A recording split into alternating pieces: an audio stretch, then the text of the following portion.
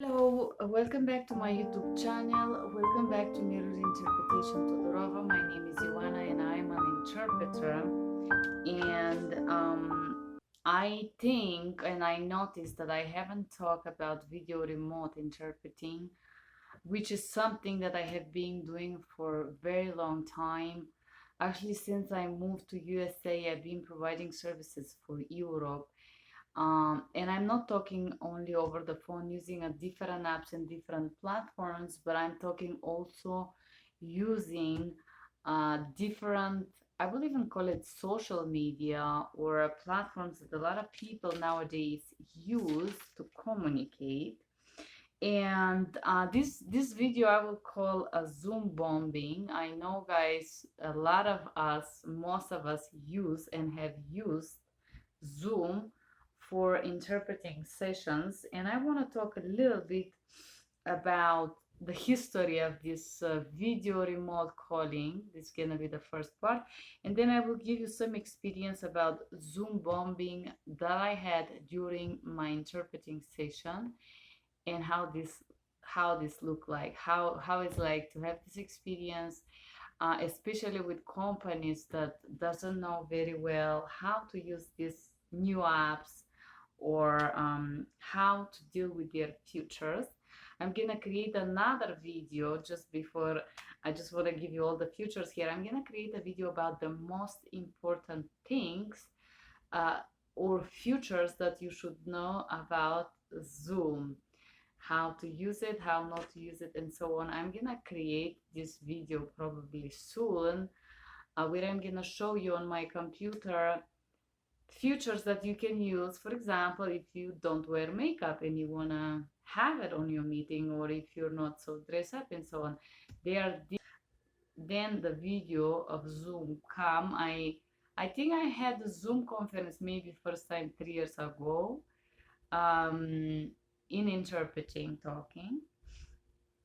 And then I will give you few apps that I use as a telephone, or these apps. I will give you the names: WhatsApp, Line, Telegram, Call App, TextMe, TalkTone, Google Voice. I will move Google Voice apart, even because in Europe they don't use it, but all the apps that I named here are used to text using internet, and this is a free texting. I add here Google Voice because you can get a free number with Google and you can call and text online.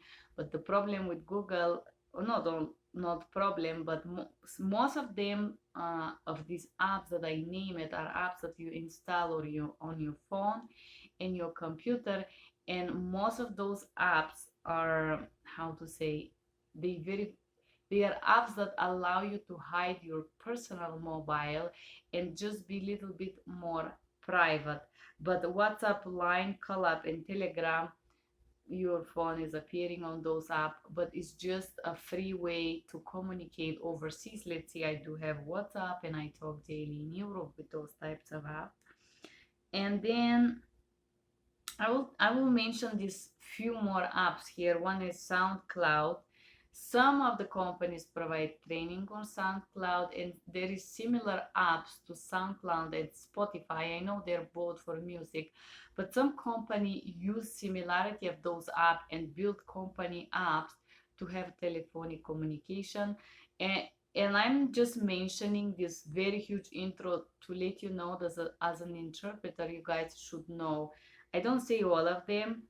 I probably haven't used the call app of all of these apps that I said here, but you should have an idea at least for the most famous ones, the ones that can, because a lot of companies use those type of basic, I would call it coding, and they endorse it to their platforms as professional interpreting. So a lot of these apps that I mentioned and their functionality you can find in interpreting big companies, because coding is very similar and a lot of companies use very similar code languages to build the apps for the interpreters. And the reason that I mentioned this is because I did study a little bit of coding and I have slight passion for computers.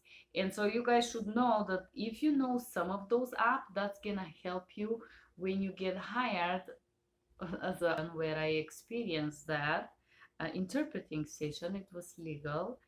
Um, so the Zoom bombing is when uninvited people or guests, or if they want to call it hackers, they said hack a meeting and join it. Well, I have a different theories about this, but there is this San Antonio University that make a research, and they believe, this is believed, that hackers are able to identify what kind of buttons you push on your computer by your shoulder movements. I believe this is a little bit funny, and they believe that hackers are able to predict what you push with 93% of accuracy. So, according to San Antonio University of Texas, they believe that hackers are able to hack these meetings in Zoom, even though those meetings have a special code, a special login, and so and so and so on, and join and, let's say, share inappropriate content, racist, discriminatory, or make you listen different things that are not appropriate for school Zooming, because now that COVID started, I think the reason why Zoom becomes so successful platform is because of the COVID, because all the school had to pick a platform through which to study, and Zoom is an easy platform to use to join classes, basically, no? And so I will give you a few reasons for Zoom bombing and how to avoid this, I think, as an interpreter, or if you want to call it Zoom trolling. I saw quite a lot of different funny videos where guys would be arrested on these Zoom meetings at book discussion or cultural something meetings where somebody will join and everybody will watch them being arrested, or something strange, something that people are not sure if it's really part of the meeting, if it's happening. I saw a lot of Zoom bombing in the school classes, which is another reason. So there is a different reason for these things to happen. And I think majority, or one huge part of that, is a lot of teachers or people in school, especially people that are longer time in school, does not know how to use computers.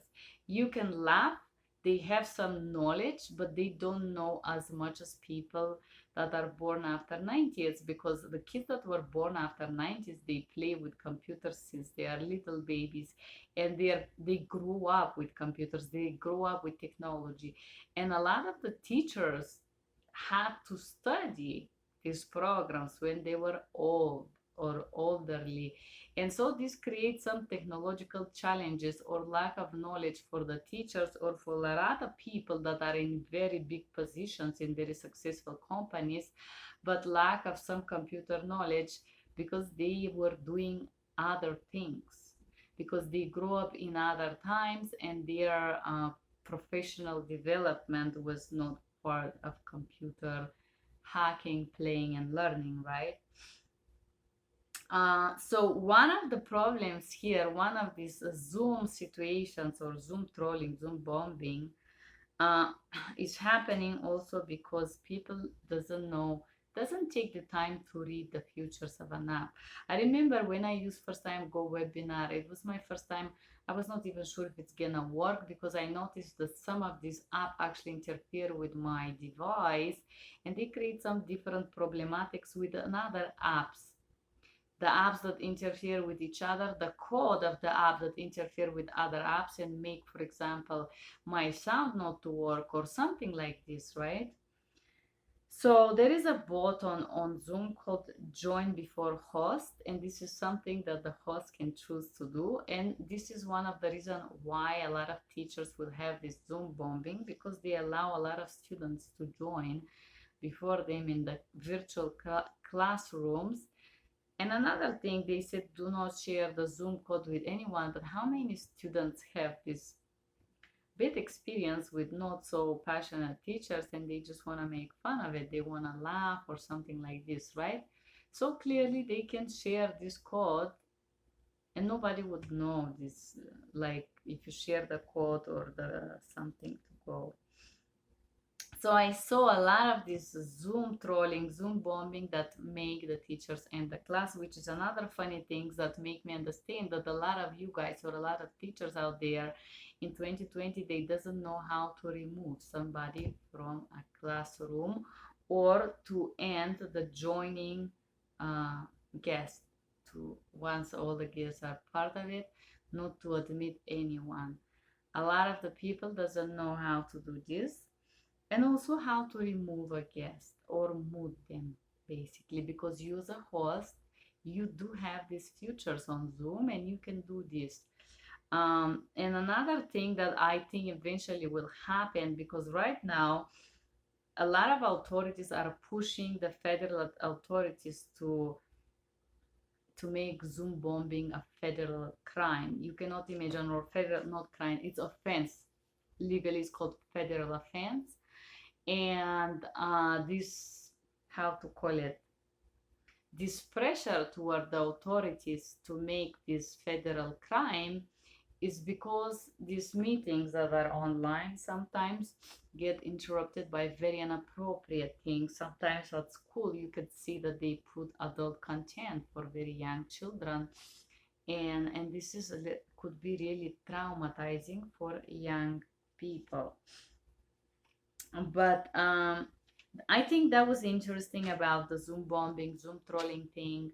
I would like to share experience how this thing happened, and it happened to me just one time during during a meeting. It was a legal interpreting, and there was for some reason, for some mistake of the organization, or maybe they overshared the meeting information, there was additional interpreter on the line, and honestly she looked very lost in the whole thing. She was added to the meeting after me. By the rule of the interpreting live, whoever interpreter get connects first get the job, correct? But I think this company was trying to sabotage this, because I noticed that the rate that they had with me was pretty high, and I suppose this interpreter was getting very little money compared to what I requested for this language.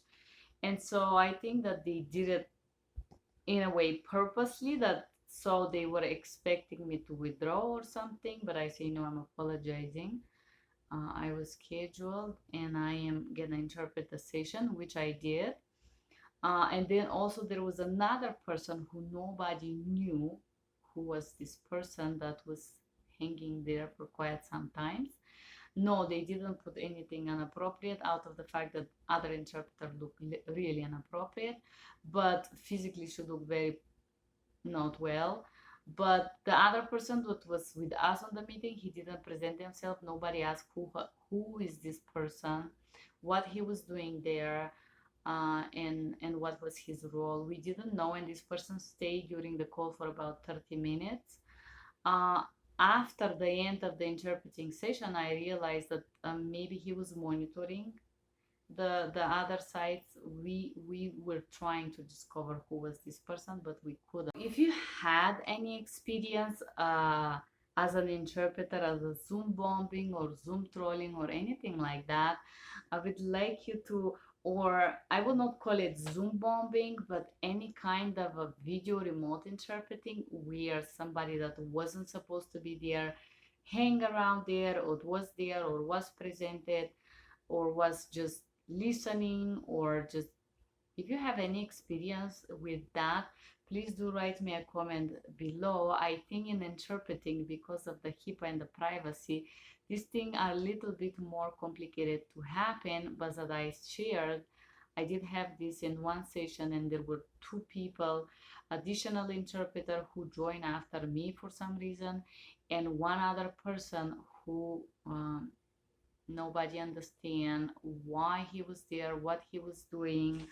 So if you have any experience with the Zoom bombing or trolling or just bombing in your video call, video remote interpreting sessions, Please do write me a comment below. I'm so interested to discover that, or what kind of platforms you use for video remote interpreting.